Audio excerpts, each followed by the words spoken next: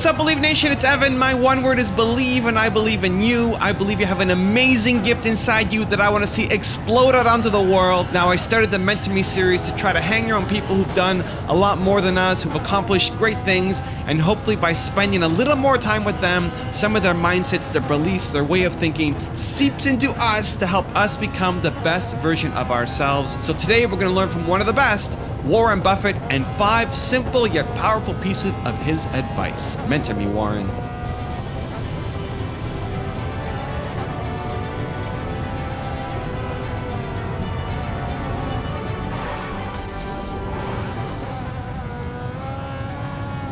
All right, let's kick it off with number 1. Be determined to succeed. I would like to tell you of 2 women that each sold a business to Berkshire Hathaway, to me actually, for many millions of dollars. Both of them started with $2,500. By coincidence, it was the exact same amount. It was everything they had in the world. And one of them was a woman who landed in Seattle in 1917, couldn't speak a word of English, had a tag around her neck. The tag said, Fort Dodge, Iowa. The Red Cross got her to Fort Dodge, where she was reunited with her husband, who had come to the country a couple of years earlier. And she lived in Fort Dodge for 2 years, and as she put it, she felt like a dummy. She couldn't pick up the language. She couldn't learn a word. And so she and her husband decided to move to Omaha. So they came to Omaha in 1919, and there she found a small colony of Russian Jews, so she started feeling more at home. And then as her oldest daughter went to school, she would come home, this daughter, Frances, and she would teach her mother the words she'd learned in school that day. And this woman, Rose Blumpkin, spent 20 years saving money, bringing first her siblings over, her mother and father, $50 at a time. She sold used clothing to do it. She had 4 children during this period, and by 1937, after 20 years, she'd saved $2,500. She went to Chicago, and she bought what she could of furniture. Her dream had always been to open a furniture store.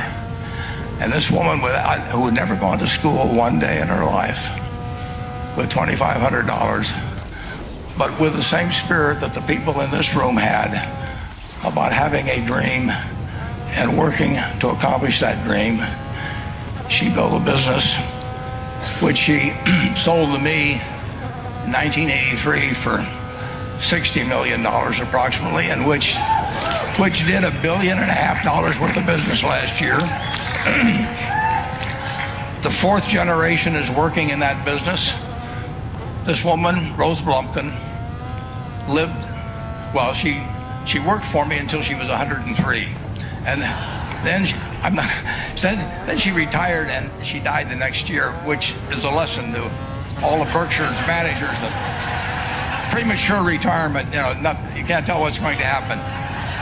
But Mrs. B, with her $2,500, one further fact about her, she could not read or write. And she went into a furniture business, and she didn't bring anything unique in furniture, but she brought a determination to succeed. She knew she could outwork anyone else. She knew that she cared about her customers. She worked at very low gross margins, but she built this incredible business. Number 2, try to find your passion. Last week, 160 of them from Harvard and South Dakota State. I just tell them, try to find your passion. And, may not find it the first time, but, don't sleepwalk through life. Find something that you really enjoy doing if you can do it. And, not everybody's lucky enough to be able to find that, but it ought to be your goal. To make $10 a week more doing something that you don't feel good about compared to something you'd feel good about. Make the change. Bill said something that I thought was really interesting. He said, the thing you do obsessively between age 13 and 18, that's the thing you have the most chance of being world class at. Yeah. Bill said his one thing was coding. What was your one obsessive Well, thing? I was pretty interested in investments. No, Bill and I, his father, many years ago, right after we met, had us a group of about 20 write down on a sheet of paper one word that they thought accounted for their success. And Bill and I, who may only met twice, didn't know what the other one was writing down. We both wrote down the same word, which was focus. And he was focused on software, I was focused on investments. And it gave me a big advantage to start very young. There's no question about it. Number 3, be the person you want to be. If you look around you at the people you admire, they have certain qualities. I mean, you've got friends. Why do you like them? Generally, generally they have an upbeat attitude on life. Generally, they are generous people. They're humorous people. They're people that do more than their share. They're people that are thinking about something nice they can do for you. And all of those qualities attract you. And none of those are innate at birth. I mean, you can acquire those. And then there's other people that turn you off, and they have habits. They take credit for things they didn't do. They don't show up on time, whatever it may be. They're a little dishonest about things.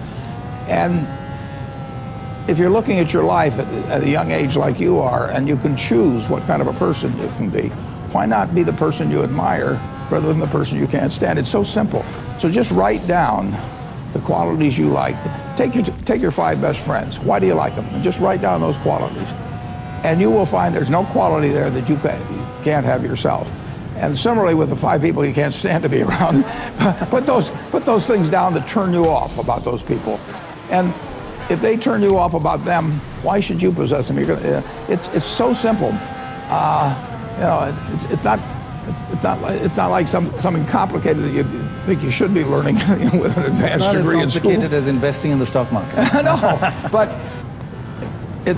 it's enormously important to have people work with you in life. Right. They're going to work with you in life if they like you. And they may occasionally, I mean, if you're in the Army or something, you may work for somebody that you don't like. But by and large, you're going to get the best out of people if they feel good about you. And it's just so easy, but you've got to develop the habits early, because you can't say I'm going to suddenly become a terribly attractive person when I'm 60. It just doesn't work that way. So pick up the right habits now. And I will guarantee you, if you actually just write down those qualities and think about it, you will find you can have every one of the attractive qualities, get rid of the ones that are negative, and your life will be different. Number 4, delight customers. Henry Ford, as you may know, failed twice before he started the Ford Motor Company in 1903. I mean, the test isn't whether you get the greatest business idea in the world the first time out. The test is whether you keep learning as you go along what your strengths are and what you can do for your customers, what you can bring especially to the party. And to do that, you need a genuine desire day in, day out to delight the customer. I've never seen a business, and I've seen a lot of businesses, but I've never seen one that delights the customer that doesn't succeed. I mean, what you want is that customer the next day when they think, do I want to rent a car or do I want to buy some furniture? What goes through their mind? It's the place where they've had a great experience. I don't know what I paid for this time. Actually, probably if somebody gave it to me, but for the purposes of this speech, I will say I have no idea, but or the shirt I'm wearing, or this, but I do know, I will remember how I was treated when I bought it. I mean, you long forget about the price, but you never forget whether you had a good experience or a poor experience with the purchase experience. And number 5, the last one before a very special bonus clip, is read. I should mention one thing about reading. It was at the library here at Columbia that I wish I spent probably more time than any other student. I lived there practically.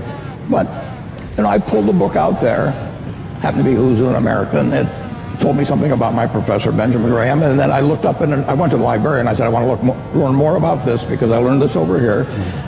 That changed my whole life. You know, we own Geico now because of that librarian directing me to some other book and then following through on that.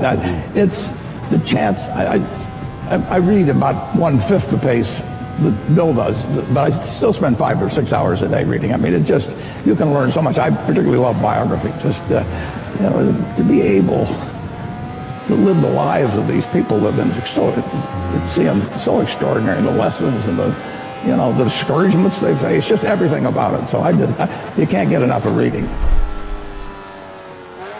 Now I've got a very special Warren Buffett bonus clip around how anything can happen in this world that I think you're really going to enjoy. But before that, my question of the day is, I want to know, what did you learn today? What did you learn from Warren that you are going to apply somehow to your life or to your business? Leave in the comments below. I'm really curious to find out. Thank you guys so much for watching. I believe in you. I hope you continue to believe in yourself, and whatever your one word is. Much love. I'll see you soon, and enjoy the bonus clip. He is the only person who has ever, from scratch, built a company that is in the top 10 of the Fortune 500.